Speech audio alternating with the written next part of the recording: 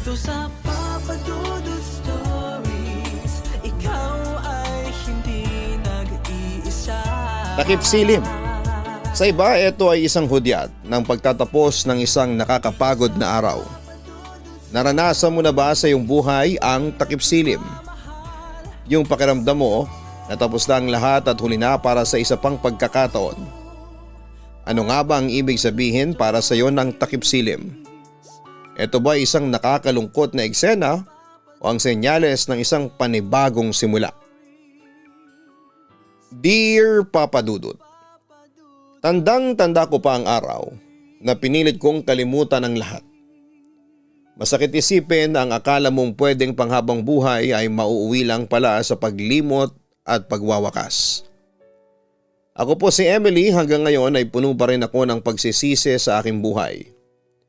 Kung bakit hindi ko nabigyan ng importansyang isang bagay na nanatili ng matagal sa akin. Masyado kong nagpakampante na magiging permanente ang lahat pero hindi pala. Andito ko ngayon sa dalampasigan at inaabangan ang paglubog ng araw. Madalas may kasama ako sa bawat pagtatapos ng araw at sabay naming pinapanood ang sunset. Pero ngayon ay mag-isa na lamang ako. At walang ibang dapat nasisihin kundi ang sarili ko mismo. Sa bawat paghampas ng alon at pagdampi ng malamig na hangin sa aking pisngi ay ang unti-unting pagbabalik ng alaala na pilit ko nang kinakalimutan. O Emily, gumising ka na dyan at maglalaba ka pa. Ang sigaw sa akin ng aking tiyahin, kapatid ni Mama, si Auntie Letty Papadudut. Dahil sa apat kaming magkakapatid at tanging pamamasada lamang ng tricycle ni tatay, ang kinabubuhay namin ay napilitan akong sumama sa auntie ko dito sa Maynila, malayo sa aming probinsya sa Catanduanes. Walang asawa si auntie at isa siyang matandang dalaga. Masungit si auntie, strikto at mitikulosa. Gusto niya lahat ay perpekto pero kahit na ganon siya ay maalaga naman ito at hindi madamot. Nakumbinsi niya si Mama na dito muna ako kasama siya at tutulungan niya daw akong makapagtapos ng pag-aaral. Kumukuha ako ng kursong nursing, Papa Dudut. Gusto ko kasi balang araw ay makapag-abroad para naman ang sa ganon ay mabigyan ko ng magandang kinabukasan ng aking mga kapatid. Kaya kahit mahirap ay pinilit kong magpatuloy. Andiyan na auntie, ayusin ko lang po itong higaan ko, ang sagot ko naman sa kanya. Kumain ka muna bago maglaba at saka andyan pala yung pera. Iniwan ko pambili mo ng merienda, papunta muna ako sa amiga ko at makikipag-birthday. Ang paalam ni auntie sa akin. Linggo noon at wala akong pasok kaya naman naglinis at naglaba ako para naman matuwa siya. Pagkatapos ay umupo ako sa may balkonahe at nakita ko ang masasayang mga batang naghahabulan sa aming compound. Bigla tuloy akong nalungkot. Naalala ko yung mga kapatid ko sa probinsya, siguro ay nami-miss na rin nila akong kalaro. Inintay ko ang pagbabalik ni auntie pero mag-aalas 8 na ay wala pa rin siya. Hanggang sa makarinig ako ng pagbukas ng gate. O auntie, ginabi na ata kayo, ang sabi ko dito. Hindi niya ako pinansin pero naamoy ko ang alak sa kanya. Auntie, uminom po ba kayo? Ang sabi ko pa. Alam mo Emily, minahal ko yun eh. Binigay ko ang lahat ng meron ako pero nung ginawa niya, niloko niya lang ako. Sabi niya ay masyado raw akong matagal. Hindi niya na daw kayang hintayin na maabot ko ang aking mga pangarap. Kaya ayun, pinagpalit niya ako sa iba. Ang sabi ni auntie na pasuray-suray na pumasok sa bahay. 38 na si auntie pero wala pa rin siyang boyfriend. Ngunit sabi ni Mama, may lalaking minahal si auntie noon. Kaso si auntie daw ay masyado siyang maraming pangarap sa buhay. Kaya mas inuna niyang tuparin ang mga pangarap niya. Hanggang sa pagbalik niya ay wala na palang naghihintay sa kanya. Bigla tuloy akong naawa kay auntie. Pero siguro ay may dahilan ng lahat. Kaya hindi siya naging masaya sa kanyang buhay pag-ibig. Sinabi ko sa aking sarili, Papa Dudut, na gagawin ko ang lahat para sa aking mga pangarap. At kung darating man ang araw na magmamahal ako ay sisiguraduhin kong doon sa taong handa akong panindigan. At higit sa lahat ay kayang suportahan ang aking mga pangarap. O Emily, Alam mo may isang engineering student ang pumunta rito tapos ewan ko ba hinahanap ka niya. Ang sabi sa akin ng aking best friend na si Malu. Ha? Paano naman ako hahanapin ng isang engineering student Hindi nga ako nagagawi sa building nila. Ang sabi ko naman sa kanya. Iba ka din talaga girl, sobrang ganda mo ang sabi ni Malu sa akin. Pinipilit akong alalahanin Papa Dudut kung meron ba akong na-encounter na lalaki sa engineering department pero wala talaga. Hanggang sa nagaya si Malu na kumain sa kantin. Oy teka, halika na at tiisin mo lang yung gutom mo. Kita mo ang daming tao ang haba ng pila, ang sabi ko sa kanya. Ewan ko nga ba sa university namin, ang laki-laki ng tuition pero hindi madagdagan ang kantin. Ano ka ba, nagugutom na talaga ako Hindi ko na kayang ipagpabahay pa ito, ang sabi niya sa akin. Dito na lang kayo umupo.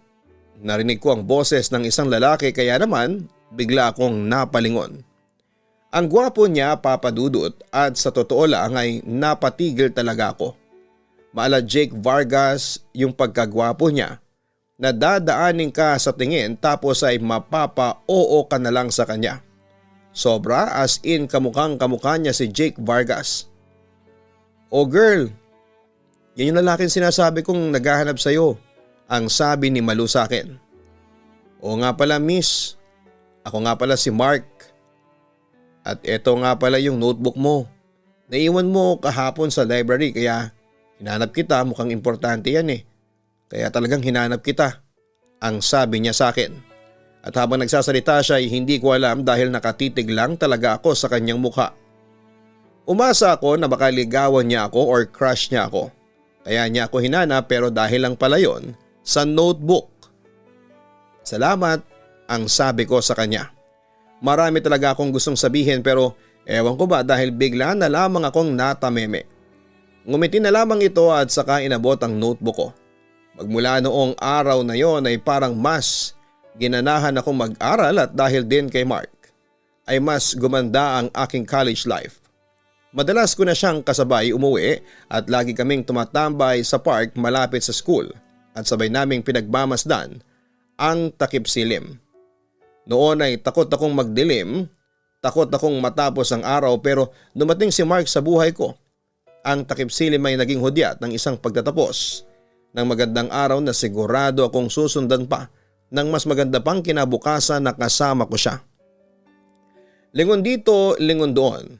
Lagi bang hinahanap siya ng aking mga mata tapos bigla na lamang siyang susulpot. Emily, kumusta ka?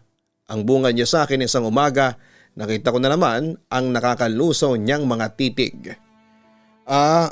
Okay lang naman, nakakagulat ka naman. Ang sabi ko naman sa kanya. Maya-maya ay may kinuha siyang bulaklak sa kanyang bag. Para sa iyo, ang sabi nito. Grabe Papa Dudut, halos himatayin ako sa sobrang kilig. Flowers para saan to? Ang sabi ko naman.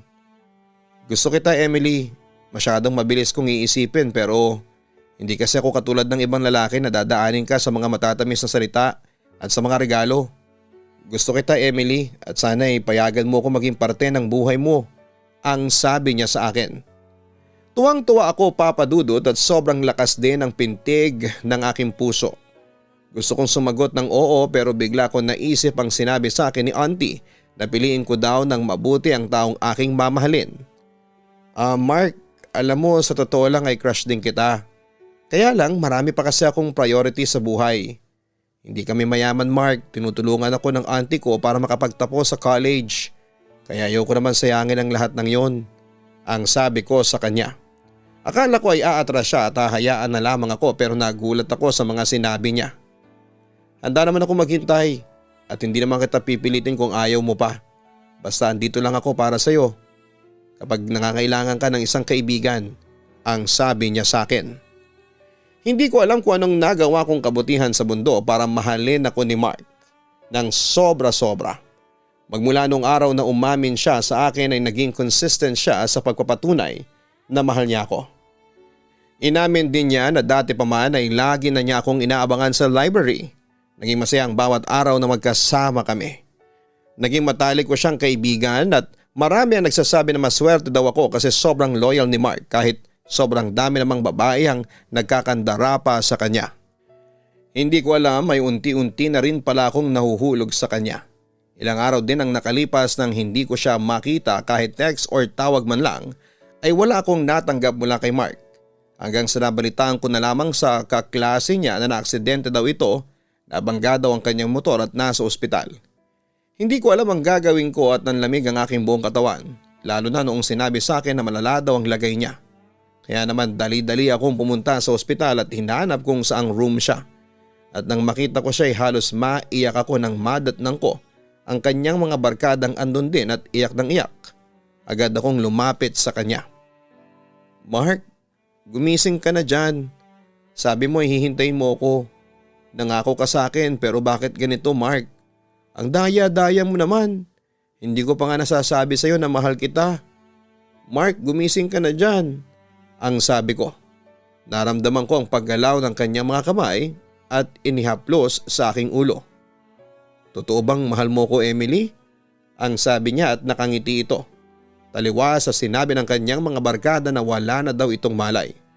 Tumingin ako sa kanila at lahat sila ay nakangiti sa akin. Kayo niloloko nyo lang pala ako. Ang sabi ko pero wala nga silang imik.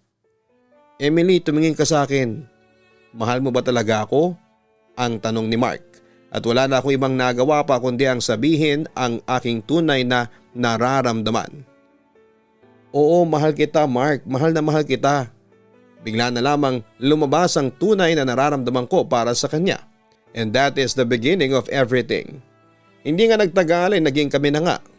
Kahit may takot sa aking puso ay pinaglaban ko ang aking nararamdaman para kay Mark. Masaya ako tuwing kasama ko siya, Papa Dudut. Maalaga siya, mabait at sobrang mahal na mahal niya ako. Hanggang sa makapagtapos kami pareho ng kolehiyo at doon na nga ako nagsimulang aminin kay auntie ang lahat. Congratulations Emily. Sigurado ako na makakahanap ka ng magandang trabaho at matutulungan mo na ang mga magulang mo. Ang sabi sa akin ni auntie. Umupo ako sa tabi ni auntie at hinawakan ko ang kamay niya. Auntie, salamat po sa lahat ng tulong ninyo ha. Alam kong kung hindi dahil sa inyo, wala po ako ngayon dito. Nakita kong unti-unting tumulo ang luha niya. Ako man ay naiyak na rin. Ikaw talagang bata ka basta yung mga sinasabi ko sa iyo ha. Huwag mong kakalimutan, tandaan mo na dapat ay unahin mo munang makatulong bago ang puso mo. Ang sabi sa akin ni auntie. Bigla ko tuloy naalala si Mark. Hindi pwedeng panghabang buhay ay itatago ko ang namamagitan sa aming dalawa ni Mark. Isa pa ay wala namang kaming ginagawang masama at alam kong kapag nakilala ni auntie si Mark ay matatanggap niya din ito. Auntie, may gusto po sana akong sabihin sa inyo. Ang sabi ko dito. Kinuha ko ang isang baso ng tubig bago ko ipinagpatuloy ang sasabihin ko kay auntie. Ano yun? Mukhang seryoso ka ata ah. Ang sabi nito sa akin. Auntie, may boyfriend na ako si Mark at matagal na rin po kami. Tumingin si auntie sa akin pagkatapos ay ngumiti. Noon pa man ay alam ko na. Nagulat ako sa mga sinabi niya sa akin. Ha?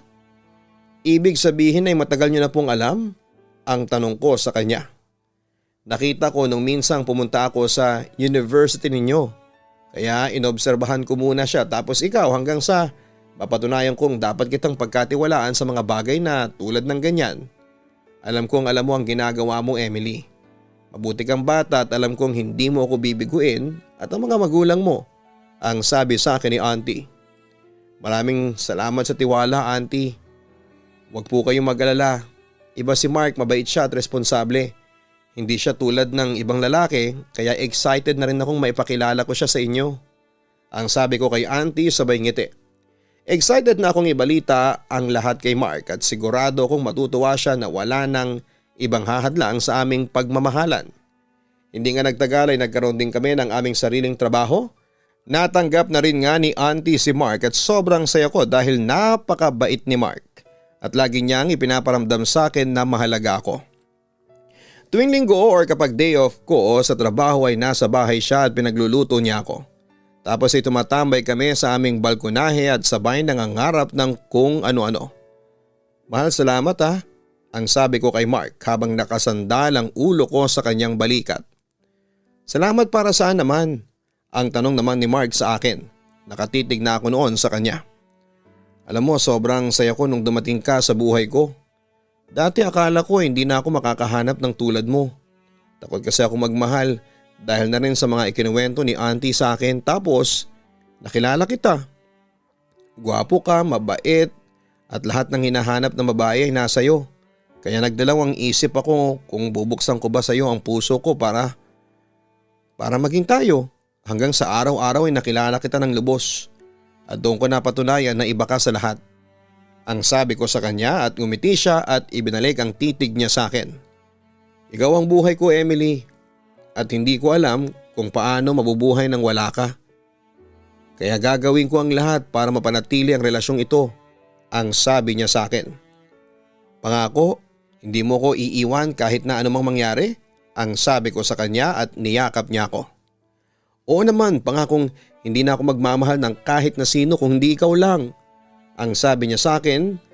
Hindi siya romantic, hindi siya yung tulad ng ibang lalaki na mahilig sa surprises. Pero pagdating sa sweetness at pag-aalaga ay panalo naman itong si Mark. Wala na nga akong hihilingin pa, Papa Dudut, at pakiramdam ko ay nasa akin na ang lahat. Naging maayos na ang buhay namin at unti-unti nakatulong na ako kay nanay kahit na maliit ang sahod dahil kumukuha pa lamang ako ng experience sa mga public hospitals. Hindi na nga ako nakapaghintay na makilala nila si Mark. Natutuwa din ako sa tuwing sinasabi ni Auntie Papa Dudut na nakikita niya daw na mabait talaga itong si Mark. At kahit may itsura, mukha namang mapagkakatiwalaan. Akala ko talaga ay okay na ang lahat, pero sabi nga nila ay walang perpektong relasyon. Hindi ko talaga inakala na sa isang iglap ay bigla na lamang magbabago ang lahat. Masasabi kong maayos na ang buhay namin, ganap na akong nurse at si Mark naman ay isa ng engineer. Naisip ko na magayos na rin ako ng papers ko para subukan naman ang kapalaran ko sa ibang bansa. Ngunit isang balita ang bumasag sa aking mga pangarap. Nakasakay ako ng tricycle noon at sa hindi kalayuan ay natanaw ko si Auntie. May kausap siya at halos hindi maipinta ang kanyang mukha. Puno ng pag-aalala at lungkot kaya naman dali-dali din akong buwaba ng tricycle. Nakita ko ni Auntie at nakita ko ang kaba sa kanya. Auntie, bakit po? May problema po ba? Ang tanong ko sa kanya. Umupo si Auntie at halos maluha, Papa Dudut. Emily, wala na ang kapatid mo na si Andrew, ang sabi niya sa akin. Tumingin ako kay Auntie at hinihintay kong sabihin niyang hindi totoo ang lahat. Nagkakamali ka, Auntie. Paano mangyayari yun, di ba? Ang tanong ko kay Auntie. Emily, nalunod ang kapatid mo. Pumunta daw sila sa ilog ng mga pinsan mo tapos biglang umagos ng malakas. Hindi na nakaligtas ang kapatid mo, ang sabi ni Auntie at wala na siyang narinig na kahit na ano na salita mula sa akin. Hindi ko alam kung ano ang dapat kong sabihin. Ang bata-bata pa ng kapatid ko, Papa Dudut. Next year ay gagraduate na siya ng high school at magpupulis daw siya, pero ang lahat ng pangarap na yon ay naglaho na parang bula. Tinext ko si Mark at agad-agad ay pumunta siya para damayan ako. Iyak ako ng iyak at hindi ko matanggap na nawalan ako ng isang kapatid. Bakit ganito, mahal? Bakit kapag nagiging masaya ako ay binabawi din naman kaagad? Ang unfair naman ng buhay, ang sabi ko kay Mark at umiiyak ako noon at tumingin si Mark sa akin. Ipinasandal niya ang aking ulo sa kanyang balikat. Lahat ng bagay ay may dahilan kung bakit nangyayari, ang sabi pa nito sa akin. Pero mahal, hindi pa ba sapat lahat ng pinagdaanan namin para parusahan kami ng ganito? Wala namang kaming tinapakang ibang tao. Marangal kaming magtrabaho, pero bakit? Sa dami-dami ng mga masasamang tao sa mundo, ang kapatid ko pa talaga ang kinuha niya. Ang paulit-ulit na tanong ko. Humagulhol ako at halos mabasa na ang damit ni Mark. Huwag kang mag-alala. Hindi kita iiwanan. Ang mga salitang nakapagpagaan sa aking nararamdaman. Makalipas nga ang ilang linggo, Papa Dudut, ay inihatid na sa huling hantungan si Andrew. Napakasakit sa aming pamilya ang mawala ng isang miyembro pero wala na kaming magagawa. Kailangan na lang naming tanggapin ang pagkawala ni Andrew sa aming buhay. Mahirap man ay sinubukan ulit bumangon ng aking pamilya. Ang pagsubok na yon ay mas lalong nagpatibay sa aming pagsasama. Hindi ko naituloy ang aking pag-abroad kaya minabuti kong dito na lamang muna sa Pilipinas magtrabaho. Masasabi kong maswerte pa rin ako dahil may isang Mark na laging nandyan kapag wala ako. Pero dahil alam kong andyan siya at sobra niya akong minahal, ay nagpakakampante ako na hindi niya ako iiwanan. Okay na sila ni Nanay Papadudot pero ako ay mukhang napagod din ako sa pagiging matatag. Pagod na ako magpadala sa kanila. Pagod na akong tumulong sa aking pamilya. Pagod na ako sa lahat. Parang wala nang patutunguhan ang buhay ko. Pag uwi ko sa apartment na tinutuluyan ko ay andon si Mark nakaupo sa may sofa. Gumiti ito nang makita niya ako pero ako ay wala sa mood. Mahal, okay ka lang ba? Ang tanong niya sa akin. Umupo ako at tumabi sa kanya. Mukha ba akong okay mahal? Ang sabi ko dito at kinurot niya ang pisngi ko. Mahal, tara labas tayo, kain tayo sa labas. Ang anyaya niya sa akin. Kita mo na ngang wala ako sa mood tapos magyayaya ka pang lumabas. Ang sabi ko dito. Alam ko medyo nataasan ko na siya ng boses kaya marahil ay nagulat siya sa sagot ko. Bakit ka ba nagkakaganyan mahal? Ano bang iniisip mo? Ang pag-aalalang tanong niya sa akin. Maging ako ay hindi ko alam kung ano nga ba ang dahilan ng pagiging matamlay ko. Siguro lahat naman tayo ay dumadaan sa point na ganito. Ewan ko ba pero nawala na ako ng dahilan para magpatuloy pa. Alam mo yung pakiramdam na kahit anong gawin mo ay parang sinasabi ng tadhana sa'yo na hanggang diyan ka na lang. Wala ka ng patutunguhan. Ang sabi ko kay Mark at ngumiti ito, nilapit niya ang mukha niya sa akin at hinalikan ako sa may noo. Hindi pa ba sapat na nandito ako na maging rason mo para ipagpatuloy ang mga pangarap mo? Ang sabi niya sa akin. Nang sabihin ni Mark yon, Papadudot ay parang na-touch ako. Bigla ko naalala na nandyan siya pero hindi ko pinapahalagan. Niyakap ko siya at binalik niya ang yakap na yon. Sa pagkakataong yon Papadudot ay nabuhayan ako ng loob at masayang masaya ako noon. At nanumbalik ang aking sigla. Pinagluto ko siya ng adobong manok na siyang paborito niya at nilagyan ko ito ng sili dahil mahilig siya sa maanghang. Pinagsaluhan namin ang gabing yon dahil kay Mark. Nahanap ko Papadudot ang rason para ipagpatuloy pa rin ang laban. Naging abala ako sa trabaho Papadudot. Nagkaroon din ako ng maliit na negosyo, ang online shop. Malakas ang kita at nai-enjoy ko naman ang pagbebenta. Kahit papaano ay nakakaipon ako. Naging abala din si Mark sa kanyang trabaho dahil na-promote siya at na-assign sa ibang lugar. Yung halos everyday kaming nakikita at naging twice a month, bagay na sobra kong kinalungkot. Hanggang sa makilala ko si Anton. May binili siyang item sa akin at hindi nagtagal ay naging suki ko din siya. Alam kong mali ang maramdaman nito pero hindi ko na rin kayang pigilan. Masaya ako tuwing kasama ko siya. Tama kayo Papadudot. Lumalabas na po kaming dalawa at lagi kaming magkasama. Halos araw-araw. Alam niyang may boyfriend na ako pero sabi niya ay ayos lang daw yon sa kanya dahil wala naman daw kaming ginagawang masama. Kung tutuusin ay tama nga yung sinabi niya sa akin at wala akong dapat na ikabahala. Dahil sa kanya Papadudot ay nalibang ako. Ibang-iba sila ni Mark, si Anton ay easy-go-lucky siyang tao. Ang lagi niyang sinasabi sa akin ay dapat daw ay piliin na maging masaya. Kung ano yung alam kong magpapasaya sa iyo ay subukan mo at huwag ka nang magdadalawang isip pa. Sa tuwing tumatawag si Mark sa akin ay lagi kong sinasabi na ayos lamang ako at pagbubutihin niya lang ang kanyang pagtatrabaho. Feeling ko hindi naman yon nakakahalata kasi alam kong busy din siya sa trabaho niya. Napaka-hardworking kasi ni Mark. Minsan nga ay sobrang naiinis na ako sa kanya kasi kahit na oras naming dalawa ay inaatupag niya pa rin yung trabaho niya. Yung para bang less priority ako na never kong naramdaman kay Anton. Ano ba tayo? Tanong ko sa kanya nang minsang lumabas kami sa isang coffee shop kung saan ay malayo sa mga taong nakakakilala sa akin. Ayoko kasi na baka malaman ni Mark ito. Masaya tayo. Ang maikli niyang sagot sabay ngiti sa akin. Gwapo din si Anton, mapupungay ang kanyang mga mata, matangkad at moreno. So ganun lang yun, ang sabi ko sa kanya. Sandaling nabalot ng katahimikan kaming pareho. You want me to take this to the higher level? Ang sabi niya sa akin na nagpabilis ng pintig ng aking puso. Ha, anong ibig mong sabihin? Ang sabi ko sa kanya na kunwari walang ideya sa sinasabi niya sa akin. Sa apartment ko mamayang gabi, I'll see you, ang sabi nito. Ewan ko ba kung anong kalokohan ko kung bakit parang nagustuhan ko yung pag-anyaya niya sa akin. Pumunta nga ako na hindi ko iniisip kung tama ba o mali ang gagawin ko. At doon na nga nangyari ang lahat. Sa unang pagkakataon ay dinala niya ako sa lugar na hindi ko pa nararating. Ibang-iba nga sila ni Mark na sobrang gentle sa akin. Pero aaminin ko na gusto ko ang lahat ng meron sa amin ni Anton at sa piling niya, Papa Dudut. Masaya ako. Masayang masaya. Halos isang buwan na hindi kami nakapagkita ni Mark at sa mga panahong yon ay si Anton ang pumuno ng lahat ng aking pananabik sa kanya. Mahal, namiss kita ng sobra.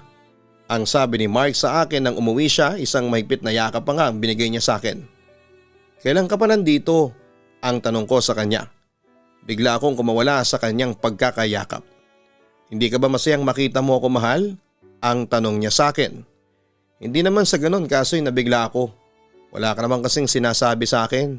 Ang sagot ko naman sa kanya. Sinadya ko yun. Gusto kasi kitang i-surprise. Ang sabi naman niya. Kitang-kita sa mukha ni Mark na masaya siyang nakita ako. Pero isa lang ang ibig sabihin nito sa akin na hindi ko na madalas makikita si Anton. Mahal? Okay ka lang ba? Parang lumilipad yung isipan mo ah. Ang sabi nito sa akin. Medyo natigilan nga kasi ako noong kinausap niya ako, Papa Dudut, kasi naalala ko na may usapan pala sana kaming dalawa ni Anton ngayon. Sasamahan niya akong mamili para maibenta ko. Wala, may naalala lang ako. Mahal, pwede bang dito na lang tayo sa bahay? Lutuan na lang kita ng paborito mo. Ang sabi ko naman sa kanya. Ayaw kong magpahalata, Papa Dudut, dahil ayaw kong mawala si Mark sa akin. Pero ayaw ko ding mawala si Anton. Naguguluhan talaga ako at hindi ko alam kung sino nga ba ang dapat kong piliin sa kanilang dalawa dahil pareho ko na silang mahal. Muling umalis si Mark para magtrabaho, nakahinga akong muli ng maluwag dahil may pagkakataon na muli kaming magkita ni Anton. Doon ako sa apartment Anton tumuloy dahil ang gusto daw nito ay lagi kaming magkasama. Everyday pinaglulutuan ako ni Anton ng masasarap na pagkain. Punong-puno ito ng mga surprises na gusto ko din gawin ni Mark sa akin. Kaya lang si Mark ay puro siya pangarap. Gusto niya ay masettle muna ang lahat bago niya ako pakasalan. Ang tanging gusto ko lamang, Papa Dudut, ay isang simpleng buhay. Basta magkasama kaming pareho. Buti pa si Anton, masayang kasama, walang boring na araw kapag nagkukulitan kaming dalawa. Babe, kailan mo ba hihiwalayan si Mark? Ang tanong niya sa akin. Nakahiga ako sa kanyang balikat at niyakap ko siya. Pwede bang hindi ko muna sagutin yan? Ang sabi ko dito. Tumingin siya sa akin at hinalikan ako. Gusto ko lang naman na akin ka na. Ayokong may iba pang mga kahati. Gusto kong buong buo ka na sa akin. Ang sabi naman nito at sa palagay ko ay sobrang sweet na mga salitang binitawan ni Anton. Hinalikan ko siya hudyat na gusto kong angkinin niya ako. Nang makaipon na ako, Papa Dudut, ay nag-ayos na rin ako ng mga papers ko para makapagtrabaho sa ibang bansa. Natanggap din si Anton kaya sabay kami naglakad ng aming mga papeles. Masayang masaya ako dahil kapag nag-ibang bansa na ako ay mas malaki na ang maibibigay kong tulong kina nanay sa probinsya. At hindi lang yan, malaya ko nang mamahalin si Anton. Nang umuwi muli si Mark ay nasabi ko ang tungkol dito. Akala ko ay magagalit siya dahil hindi ko kaagad nasabi sa kanya ang aking plano. Pero natuwa pa rin ito. Hindi pa rin tumigil si Mark sa panunuyo sa akin na ayusin ang aming relasyon. Hindi nga daw kayang mawala ako sa kanyang buhay. Pero hindi pa rin siya ang aking pinili. Sumama ako kay Anton at pinagpatuloy ang aking pangarap sa Canada. At mga unang buwan namin doon ang pinakamasaya sa lahat. Uwi ako sa trabaho na handa na ang aking pagkain, tapos may warm bath pa ako na siya mismo ang naghanda. Napaka-sweet nito ni Anton sa akin pero hindi din mawala sa isipan ko si Mark. Araw-araw ay nakakabasa ako ng message niya na mag-ingat daw ako at maghihintay siya sa akin. Halos 6 na buwan na ganon, Papa Dudut, hanggang sa nakulitan ako sa kanya at tinawagan ko siya. Hello Emily, buti na lang at sa wakas ay kinausap mo din ako. Kumusta ka na dyan? Okay ka lang ba? Ako eto, andito kasama sila tatay sa probinsya ninyo. Miss na miss ka na rin daw nila. At miss na rin kita, Emily, ang sabi niya sa akin. Naging ka-close na nga ng aking pamilya si Mark kaya naman ang hirap sabihin sa kanila na wala na talaga kami. Mark, please, tama na. Pareho lang natin niloloko ang ating sarili, ang sabi ko sa kanya. Natahimik siya sa kabilang linya. Emily, hindi mo na ba talaga ako kayang mahalin? Ang tanong niya sa akin. Malungkot na ang naging tono niya. Mark, I'm so sorry pero ayoko na. Live-in na kami ni Anton ngayon at masaya akong kasama niya. Yung mga ginagawa niya sa akin, yun yung mga bagay na hinahanap ko sa iyo noon. Siya yung pumuno ng lahat ng mga pagkukulang mo, ang sabi ko sa kanya. Hindi nagsalita si Mark ngunit narinig ko ang malakas na buntong hininga niya. Kung saan ka magiging masaya, Emily, yun ang pipiliin ko. Akala ko ay kaya ko pang itama ang lahat ng mga pagkukulang ko. Akala ko ay pwede pa nating maibalik ang lahat pero akala ko lang pala yun. Sorry, Emily, sa lahat. Mahal na mahal kita at sana'y maging masaya ka na. Ang sabi nito. Sabay baba ng telepono at magmula ng araw na yon ay wala na akong narinig pa mula kay Mark. Buong akala ko ay magiging okay na ang lahat pero hindi pala. Nagiba si Anton at madalas ay umuwi siyang lasing o kaya naman ay halos hindi na niya ako kausapin. Sa tuwing tinatanong ko siya kung may problema ba siya ay hindi naman ito sumasagot ng maayos. Hindi ko alam na magiging ganito ang mangyayari sa amin. Napag-alabang ko din na 2 linggo na pala akong buntis. Tuluyan na nga nagbago ang lahat. Wala na yung dating Anton na pinili ko. Nagpakamartir ako sa tuwing uuwi siya na may kasamang babae. Lumabas na ang kanyang tunay na kulay pagkatapos niyang kunin ang lahat ng meron sa akin. Pinagbubuhatan niya din ako ng kamay, lagi siyang galit kapag walang nakahandang pagkain, kaya kahit pagod na pagod ako sa duty ko ay pinagsilbihan ko pa rin siya. Pinili ko pa rin magtiis, Papa Dudut, dahil sa wala akong ibang kakilala dito sa Canada. At isa pa ay ayaw ko ding mawala ng ama ang aking magiging anak. Hanggang sa ilang araw pa nga ang nakalipas ay na-confine ako at sinabi ng doktor na dahil daw sa overfatigue na wala ang batang nasa sinapupunan ko. Labis ang aking panghihinayang at parang gumuho ang aking mundo. Sunod-sunod na mga pasakit yon. Walang pakialam si Anton dahil nalulong na siya sa bisyo. Iniwan ko na siya at lumipat ng ibang matitirhan. Akala ko'y hahanapin niya ako at marirealize niyang nagkamali siya pero hindi ganon ang nangyari. Lahat ng inipon namin, Papa Dudut, ay inubos din niya. Walang-wala ako noon. Naalala ko si Mark.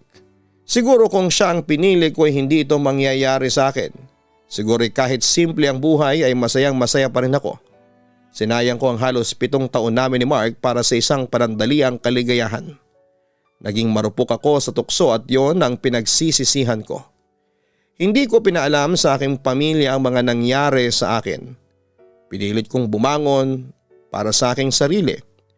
Ayaw kong umuwi ng Pilipinas na ganito. Na walang-wala ako, kaya naman nagtiis ako, Papa Dudut. 4 na taon na nadagdagan ng 2 taon hanggang sa unti-unti ay naibalik ko ang aking buhay. Nabuo kong muli ang aking pangarap na minsang nawasak dahil sa isang pagkakamali. Huling balita ko ay umuwi na ng Pilipinas si Anton at nagkapamilya na. Nagsisisi ako sa mga nagawa ko kung sana'y maibabalik ko lang ang panahon. Magiging kontento ako sa mga bagay na meron ako at pahahalagahan ko si Mark. Ang taong hindi ako iniwanan. Pero asa na nga ba si Mark? Biglang lumakas ang pintig ng aking puso dahil sa mga susunod na linggo ay uuwi na ako sa Pilipinas. Pagkalipas ng halos 7 taon ay nakabalik ulit ako sa amin. Sariwang hangin at maayos na din ang aming tahanan. At hindi lang yan, Papa Dudut, may trabaho na rin ang halos lahat ng aking kapatid. Sobrang saya ko pero pakiramdam ko ay may kulang pa rin sa akin. Anak, kumusta ka? Ang tanong ni nanay. Nakahiga ako sa may duyan sa likod ng bahay at kitang-kita ko ang bukid. Huminga ako ng malalim. Sa dami ng mga nangyari, Nay, masasabi kong naging matatag ako at sobrang dami kong natutunan. Siguro dahil sa masyado pa akong bata kung mag-isip at inuna ang kaligayahan kesa sa kinabukasan. Kaya ako siguro nagawa ang mga bagay na yon. Ang sabi ko kay nanay. Alam nila ang lahat ng mga nangyari at ang lahat ng kapalpakan ko sa buhay. Pero ni minsan ay hindi nila ako hinusgahan. Bagkos ay mas minahal nila ako at pinili nilang intindihin ang aking mga pagkakamali. Alam mo anak, lagi si Mark na nagpupunta rito. Umiiyak at humihingi ng sorry sa amin ng tatay mo dahil hindi ka daw niya naprotektahan dahil masyado siyang nag-focus sa mga pangarap niya para sa iyo. Hindi niya namamalaya na unti-unti ka na palang nawawala sa kanya. Sinisisi niya ang kanyang sarili. Napakabait na bata niyang si Mark at nang malaman niya na nakabangon ka na ay tuwang-tuwa siya. Ang sabi ni nanay sa akin, hindi ko na malayan ang pagtulo ng aking mga luha. Mahal na mahal ko si Mark at hindi ko alam kung bakit hindi ko yun nakita. Mas nanaig yung kagustuhan ko na maging masaya. Hindi ko naisip na panandalian lamang pala yun at si Mark ang tunay kong kaligayahan pero wala na siya. Ang huling balita ko sa kanya ay nag-ibang bansa din ito at doon ay nagpatuloy ng kanyang panibagong buhay. Ang sabi ni nanay, mukhang imposible na talagang magkita ulit kami at sigurado ako na imposible niya ako mapatawad. Hanggang sa isang araw ay muli kaming pinagtagpo ng tadhana. At nang muli kong makita si Mark ay biglang nanumbalik ang lahat ng sakit at saya ng pinagsamahan namin. At sa pagpasok niya sa bahay namin ay umaasa ako na eto na rin ang pagbabalik niyang muli sa aking buhay. Madalas kaming magkasama ang lumabas kaming dalawa at nag-i-enjoy naman kami sa bawat oras na lumipas. Ni minsan ay hindi ko inopen sa kanya yung mga nangyari sa aming dalawa. Natatakot ako na baka maalala niyang muli yung mga sakit na naidulot ko sa buhay niya. Yung biglaan kong pag-iwan sa kanya para sumama sa iba para tuparin ang pangarap ko na wala siya. Masyado kong nasilaw sa pangungulila sa kanya at sa kagustuhan kong maging masaya ay hinanap ko pa yun sa iba. Siguro yun ang malaki kong pagkakamali. Nagpadala kasi ako sa lungkot kaya ako nagawa yon. Pumunta kami sa dati naming tambayan sa may park malapit sa school. Gaya ng dati muli naming pinagmasdan ng takip silim. Alam kong kasalanan ko papadudot ang lahat ng mga nangyari sa amin. Kaya kahit nakainin ko pa ang pride ko ay gagawin ko para bumalik lamang si Mark sa akin. Nay, tama ba ang gagawin ko? Ang tanong ko kay nanay, tumabi ako sa kwarto ni nanay. Humingi ako ng suporta kung tama ba ang gagawin ko. Anak, maikli lang ang buhay. Kaya kung ano ang makapagpapasaya sa iyo ay gawin mo. Ang sabi ni nanay sa akin. Yumakap ako sa kanya at mas lalong lumakas ang loob ko na gawin yon. Kinabukasan papadudot ay naghanda ako. Nagpaganda at tinext si Mark. Sumagot naman kagad ito dahil may sasabihin daw siya sa akin. At muli nga kaming nagkita sa aming dating tagpuan kung saan ay nagsimula ang lahat. Invitation? Ikakasal ka na? Nang makita ko ang invitation card na hawak ni Mark. Oo Emily, ikakasal na ako sa nanay ng magiging anak ko. 3 taon na din nung mag-ibang bansa ako at nakilala ko si Michelle. Sobrang bait niya at naintindihan niya ako na hindi ko pa siya kayang mahalin ng buo kasi mahal pa kita. Akala ko noon na hindi ko na kayang magmahal pero tinulungan niya ako magtiwala muli at buksan ang aking puso kaya hindi nga nagtagal ay napamahal na rin siya sa akin. At binayaan kami ng anak kaya umuwi kami ng Pilipinas para dito magpakasal, ang wika niya. Ewan ko kung nagpapakatanga ba ako pero pumunta ako sa kasal ni Mark papadudot at doon ko nakita kung gaano siya kasaya. Yung mga ngiting dati ako ang nagbibigay sa kanya pero ngayon ay wala na. Iba na ang nagpapasaya sa kanya. Lahat ng sinabi niyang mangyayari sa kasal namin ay ginawa niya sa kanyang kasal pero hindi na sa akin. Ang sakit-sakit na makita ang taong mahal mo na masaya na sa piling ng iba. Ang worst papadudot dahil ikaw din naman ang naging dahilan kung bakit siya nawala. 5 taon na ang nakalipas pero hanggang ngayon, andito pa rin siya sa aking puso and no one can ever replace him. Sa ngayon ay masaya na ako nag-aalaga ng aking mga pamangkin. Wala pa rin kasing nagtatangkang mahalin ako. Siguro dahil may edad na rin ako. At sa edad kong 39 ay masaya na rin akong nakikitang masaya ang aking mga kapatid at ang mga pamangkin ko. Sa kanila ko na lang ibinuhos ang lahat ng aking lakas at sila ang naging inspirasyon ko para magpatuloy pa rin sa buhay sa kabila ng lahat. Hindi man ngayon pero alam kong balang araw ay matatagpuan ko din ang lalaking muling magpapatibok ng aking puso. Maraming salamat Papa Dudut sa pagkakataong ibinigay ninyo para maibahagi ko sa inyo ang aking kwento. Naway makatulong po ang aking naging experience para sa mga taong parehas sa aking pinagdadaanan o sa mga taong sa kasalukuyan ay pinagdadaanan ng aking naging sitwasyon. Huwag sana nating sayangin ang pagkakataong meron tayo para pahalagahan ang mga bagay na mas importante sa buhay at yon ay ang pagmamahal. At hindi lang panandali ang kaligayahan. Nasa takip silim man ako ng aking buhay ngayon. Alam kong balang araw ay muli ko ding makikita ang isang magandang umaga. Maraming salamat Papa Dudut, more power sa iyong YouTube channel. Lubos na gumagalang, Emily. Hindi talaga maiiwasan ang minsang masilaw tayo sa mga bagay na pwede sa ating maibigay ng ibang tao. Wala namang perpektong relasyon mga kaistorya. Laging may nagkukulang at laging may nagtatalo. Pero sana ang kakulangan na yon ay hindi maging dahilan para bumitaw tayo. Dahil ang unang sumuko ay ang talo. Dahil sa isang relasyon may takip silim din. Pero siguradong pagkatapos ng takip silim ay may panibagong simula ng isang magandang umaga. Basta huwag ka lang susuko sa ngalan ng pag-ibig para sa huli hindi ka din magsisi. Huwag niyo pong kalimutan na mag-like, mag-share at mag-subscribe. Maraming salamat po sa inyong lahat. Ang buhay ay mahiwaga, laging may lungkot at saya. Sa Papa Dudut Stories, laging may karamay ka.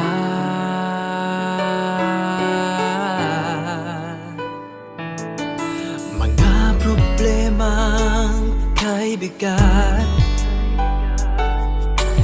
dito ay pakikinggan ka. Sa Papa Dudut Stories, kami ay iyong kasama. Dito sa Papa Dudut Stories, ikaw ay hindi nag-iisa.